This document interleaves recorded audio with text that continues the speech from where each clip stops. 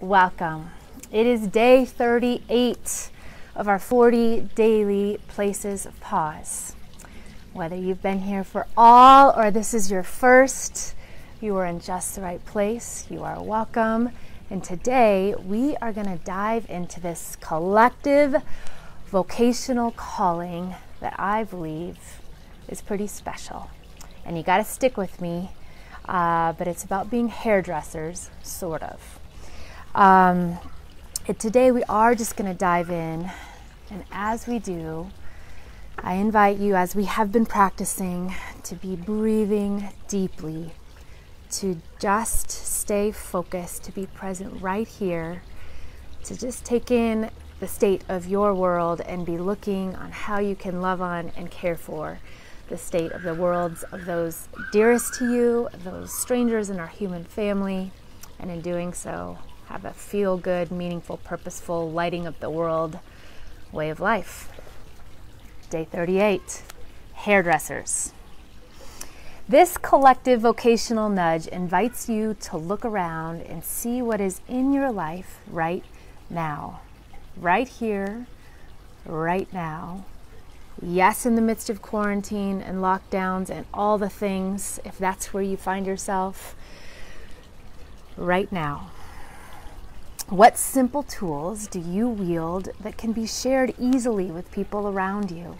Something that is connected to your job, your passion, or a way of reaching out to those around you that is easy, natural, and currently part of your everyday. Think about something for which you don't need money, more training, or skills to be able to do. It's something you just do, and it's as easy as breathing. As you sit with and explore this query, I have a hunch that the following story will inspire you. It is a tale of a global movement that began with a pair of hair-cutting scissors. This account of Joshua Coombes is jaw-dropping in its simplicity and compassion. Our extraordinary brother Joshua lives and works in the UK and fundamentally believes that small acts with great love matter.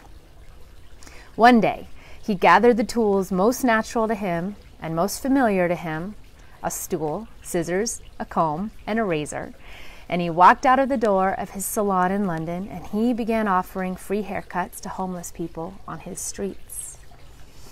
Joshua speaks about the roots of this committed and inspired action. He says this: hairdressing is how I communicate with people, but anybody, no matter who you are, can do something for nothing, can make a difference in your own way. The cool thing is, this can be our response to some of the world's greatest problems. Our voice, our hands, our smile are one step away from restoring somebody's hope in humanity. That's Joshua. I believe with all my heart that we all have roots. We all have tools to wield in the world akin to that of Joshua's hairdressing scissors that are simple to us and that have the power of restoring hope and humanity. This is the stuff that adds ceaseless strength to the fabric of life, of your life. This is the stuff of significance and belonging. It cultivates and reveals your unique purpose on the planet. This movement started with Joshua seeing the homeless on his streets as people and looking at the tools he had at his disposal right then and there. He connected the dots of the needs and the gifts, of the needs outside of him and his gifts. Joshua shares that it was the nagging questions and his own sense of powerlessness that ultimately nudged him to begin. Overwhelm didn't stop him. His destiny and next steps, just like yours, just like mine, resided right next to his feelings of helplessness. He found the gold in the very place of discomfort. The struggles of homelessness around him didn't deter him, but they propelled him. As Joshua walked one step at a time, day after day, he began capturing the attention of those around him. One by one, others have joined him. When two changemakers with gifts in compelling cultural story-making, entrepreneur Dave Burt and musician Matt Spracklin, heard about what he was up to, they reached out to Joshua. This is what happens when we do our thing. We gather people. It's amazing. These three gelled. They clicked. They began to do together what they could not do alone. Take that in. They now call themselves a band of brothers, and they have started a global campaign called the #DoSomethingForNothing campaign. They say that this movement is fundamentally about linking influencers around the world through social media, spreading love around the world, and connecting the haves with the have-nots. Today, Joshua is in the salon less and traveling around the world more, speaking about this mighty global campaign with simple roots in his own backyard.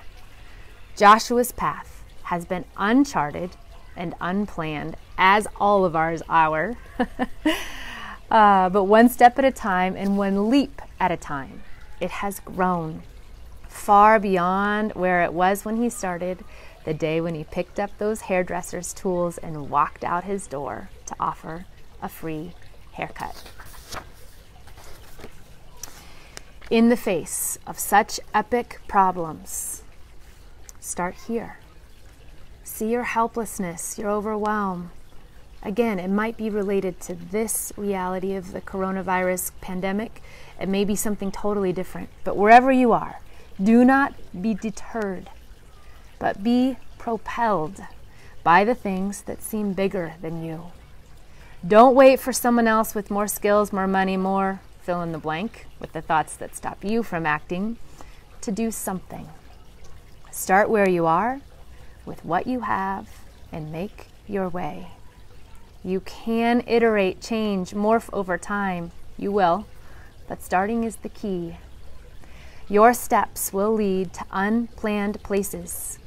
It is always so. Get to stepping. There is no stopping, no end, no limit to the possibilities available when we start and carry on together. So, our threefold place of pause, our POP, day 38.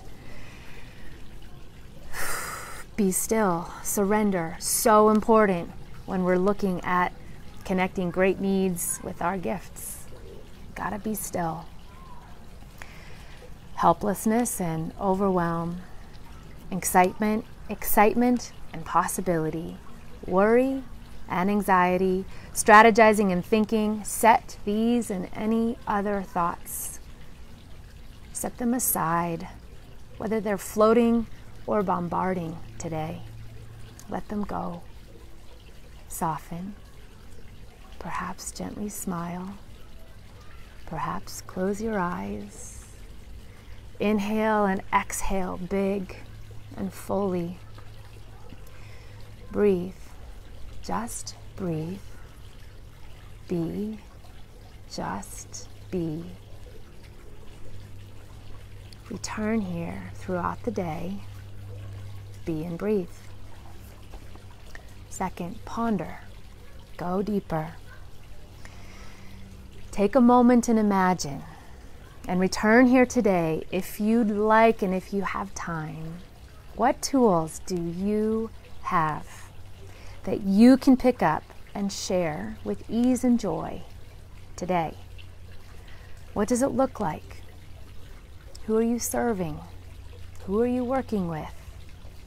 Are you on your own? This is such an important invitation. This is for you. For each and every person on the planet, in fact. But you've got to take it in for yourself. Pay attention to the thoughts, the ideas, the fears, the excitement that come to you.